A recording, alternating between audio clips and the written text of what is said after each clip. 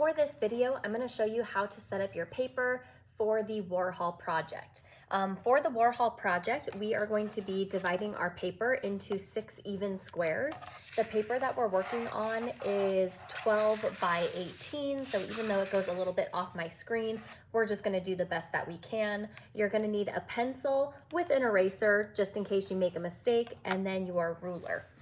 For this project, the measurement that we're going to be working with is going to be 6 inches. So all of our boxes are going to match the same size and the same shape. So they should be 6 inches tall by 6 inches wide. So that is going to be the measurement that we're going to be using. First, what I'm going to do is I'm just going to measure the side of my paper. So this side is measuring 12 inches tall, and I'm going to use 6 inches as my measurement. So I'm going to make sure with my ruler the 0-inch line matches at the top of the paper or the edge of the paper, and I'm just going to go down to where the 6-inch mark is, and I'm going to mark the 6. Okay, when we mark the paper, it doesn't have to be a very large mark. It just has to be something to know that that's where our ruler is going to be lining up with later on. Okay, so I've already made my mark on that side. That's going to divide the paper into a 6-inch tall box here and a 6-inch tall box here. So now what I'm going to do is I'm going to go up towards the top of my paper where the length of the paper is. This is the really long side.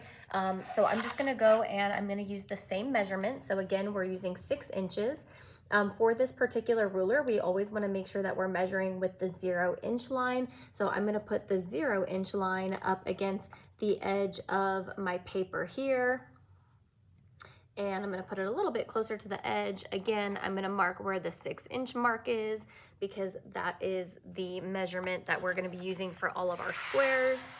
As I move my paper over, I can keep my mark or my ruler where my first initial mark was, and now I'm gonna go and I'm gonna mark the 12 because I know that would be my next 6-inch measurement.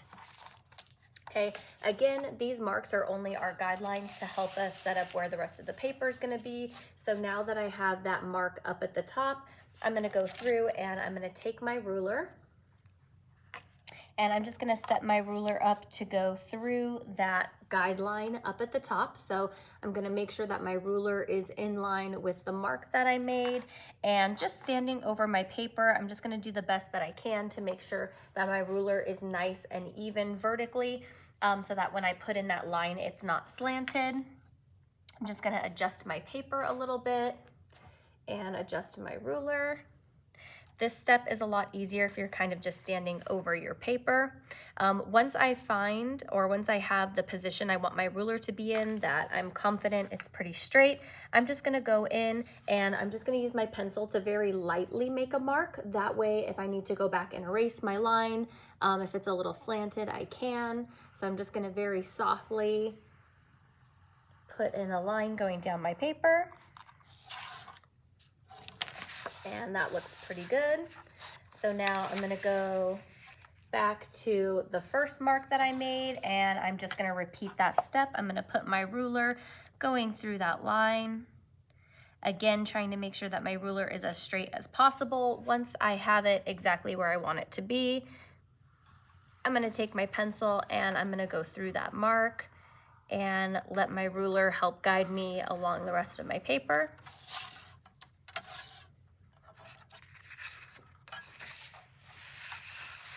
So now I have both of my lines put in, and now I'm going to use this mark to create a line that's going horizontally.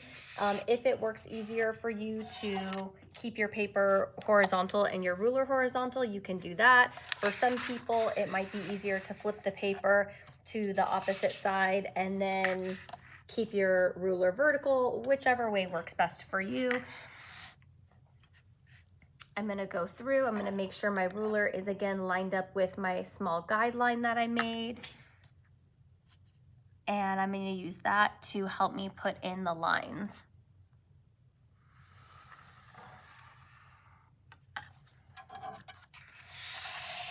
Okay, we're working with a very large piece of paper, so you're gonna have to adjust your paper and the ruler a couple times.